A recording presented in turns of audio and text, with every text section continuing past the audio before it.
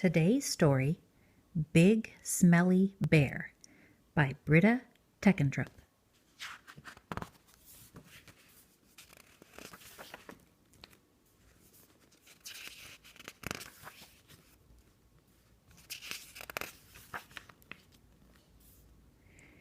Big Smelly Bear never washed.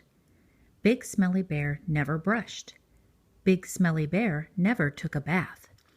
Big Smelly Bear was followed by a big smelly stink wherever he went. Flies buzzed all around him, but they were the only ones that ever came close.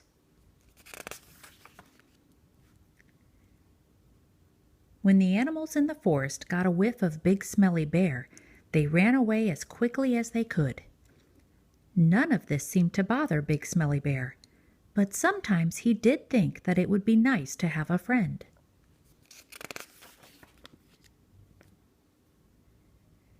Then one morning, everything changed. Big Smelly Bear woke up with the most terrible itch. He tried to scratch his back with his paw, but he couldn't reach. He tried rolling on the ground in the dirt, but that didn't stop the itching either. Big Smelly Bear was itchier and dustier than ever.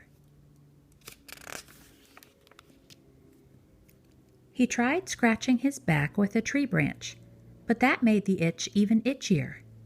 He tried rubbing his back against the trunk of an old tree, but that didn't help at all. "I would scratch your back for you," said a voice from above, "but you are much too smelly." Big Smelly Bear looked up and saw a big fluffy bear sitting in some branches. Big Fluffy Bear smiled at Big Smelly Bear. "Why don't you take a bath?" asked Big Fluffy Bear. "Then you wouldn't itch or smell." "Because I don't need a bath," replied Big Smelly Bear. "Yes, you do," said Big Fluffy Bear. "No, I don't," said Big Smelly Bear. "Yes, you do," growled Big Fluffy Bear. "No, I do not," growled Big Smelly Bear back. "Yes, you do," cried Big Fluffy Bear. "No, I do not," shouted Big Smelly Bear. "Yes, you do," shouted Big Fluffy Bear, "because you stink." Both big bears sat quietly for a minute. Then Big Smelly Bear sighed a big sigh. "Oh, all right," he said, and he stomped off grumpily down the hill to the pond.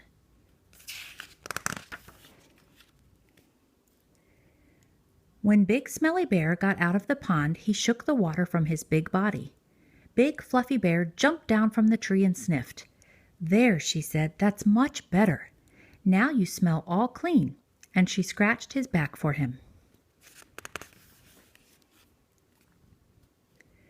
The itch was gone. Big Smelly Bear sighed. "Thank you," he said. Then he gave Big Fluffy Bear's back a little scratch too. "I'm not going to take any more baths," said Big Smelly Bear. Big Fluffy Bear smiled, and the two big bears had a little bear hug.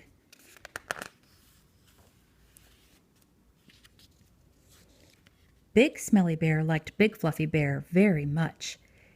Even though he said he would never bathe again, sometimes, late at night, he would wander down to the big pond. And can you guess what he was doing?